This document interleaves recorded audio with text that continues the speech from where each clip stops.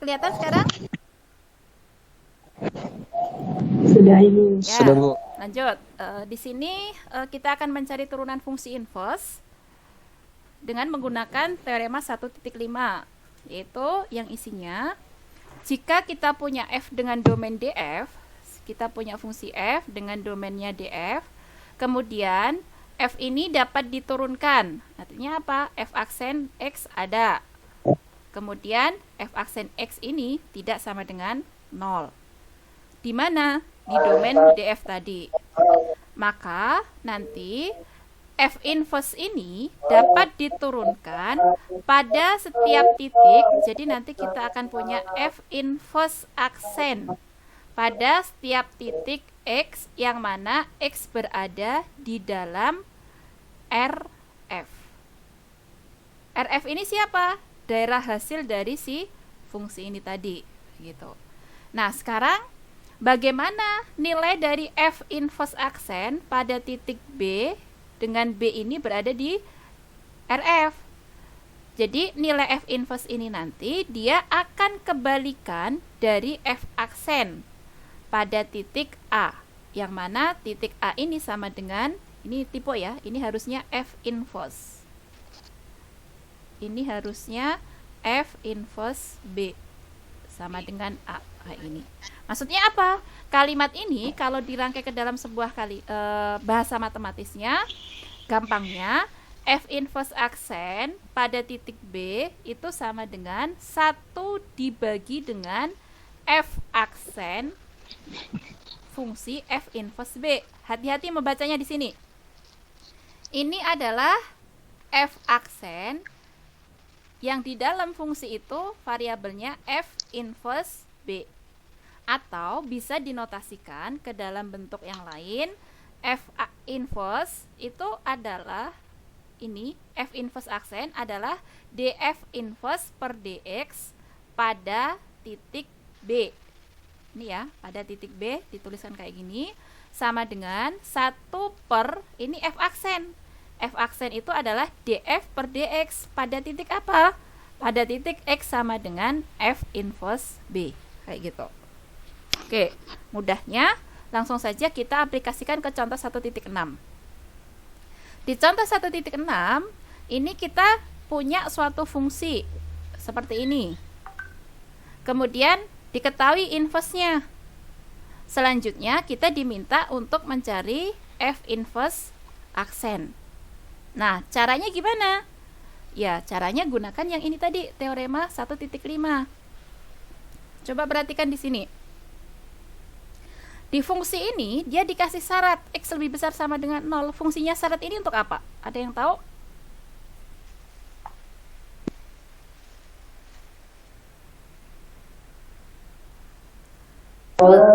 Fungsinya syarat ini untuk apa? Kegunaannya?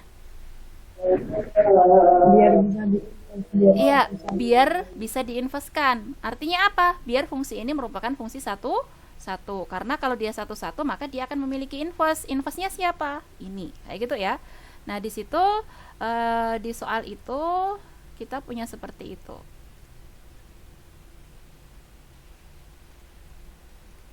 Sini kita akan menyelesaikan. Di situ diketahui bahwa fx-nya sama dengan x kuadrat ketika x-nya lebih besar dari 0. Kemudian diketahui juga bahwa f inverse x itu adalah akar x. Nah, kita diminta untuk menentukan apa di situ? F inverse aksen x. Ini bisa kita notasikan apa? df inverse per dx. Kayak gitu kan? dx. Ya, pada semua x ya nggak perlu kita tulis pada x mana, kayak gitu. Nah, ini tadi rumusnya apa? 1 per df per dx. Itu kan ya? Pada titik apa?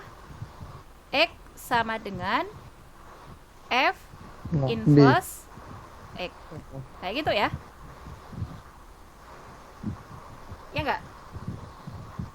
Atau sebelum ke situ kita tulis dulu deh bentuk yang lainnya biar nggak bingung.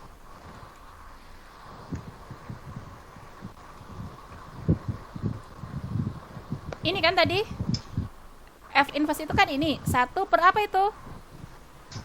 F aksen F aksen F inverse karena ini Inverse B B. di situ B. Nah, ini X X. berarti di sini X. Kayak gitu. Ini kayak gini inverse ya. Nah, ini bisa kita tuliskan dalam bentuk apa?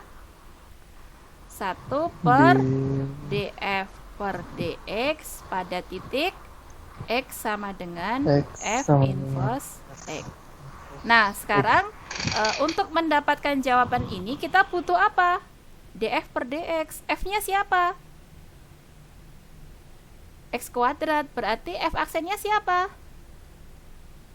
2x. 2x. Dengan demikian, ini jadi apa? 1 per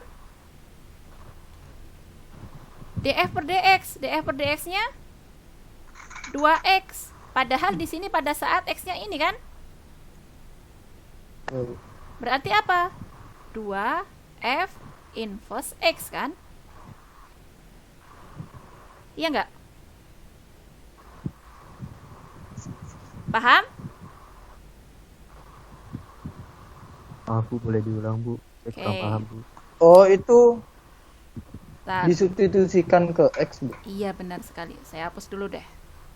Biar saya nggak ngulang-ulang. Nih, sampai di sini paham?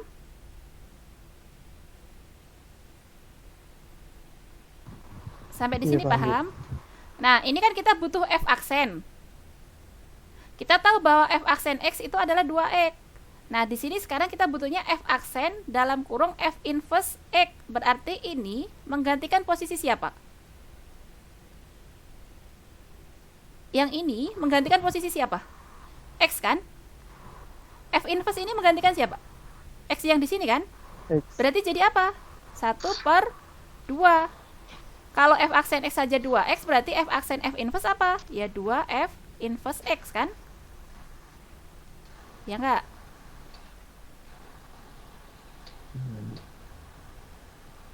Ya ibaratnya gini lah. Saya punya fx itu sama dengan 2x, maka fb berapa?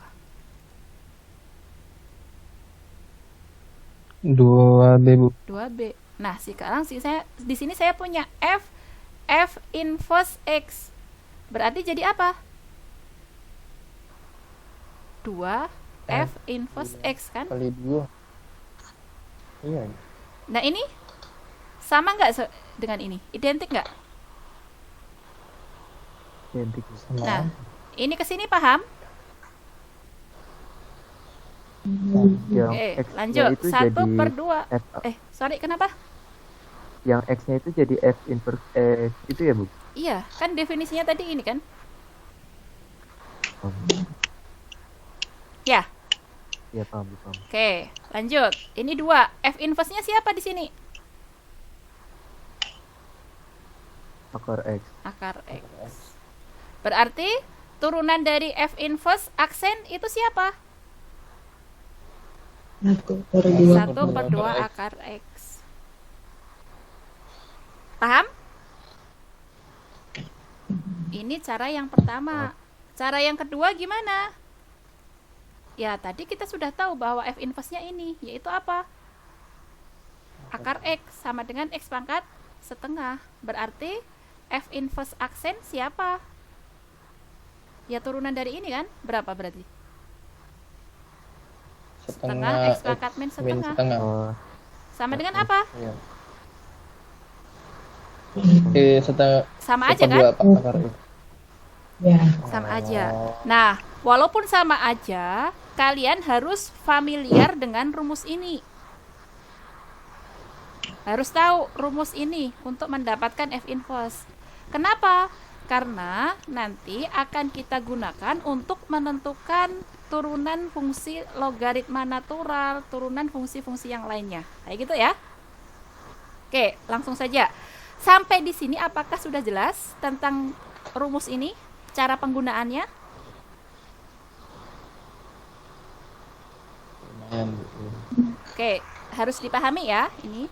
Nah, lanjut sebentar ke sini, turunan fungsi logaritma natural. Nah, fungsi fx sama dengan e pangkat x, ini kita sudah kenal sebelumnya. Ini adalah fungsi eksponensial natural.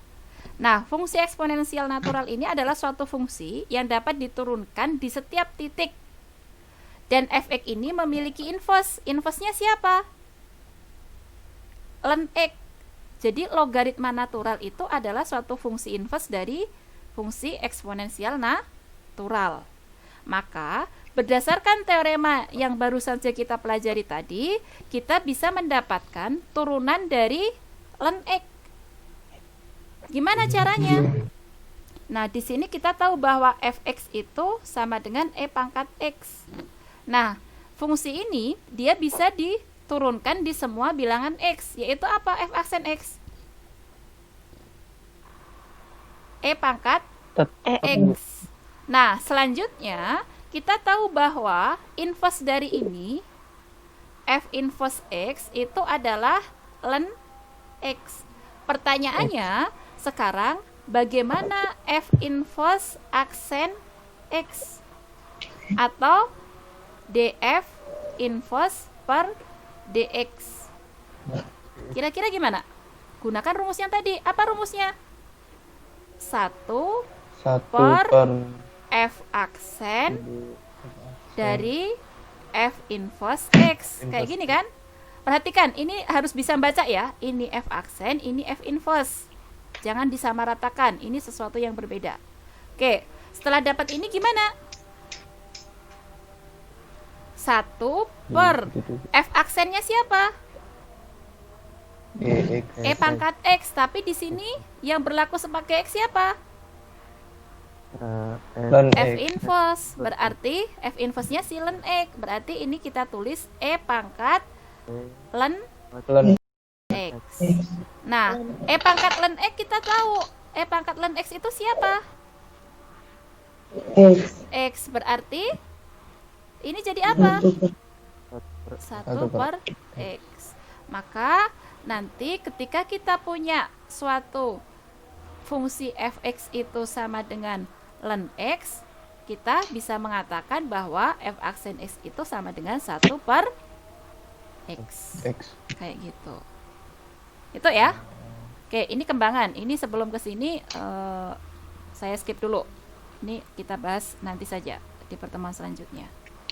Nah, dari sini tadi kita bisa mengatakan bahwa apa di situ df inverse per dx untuk f inverse x itu sama dengan ln x adalah apa? 1 per x kayak gitu. Oke. Itu Kenapa?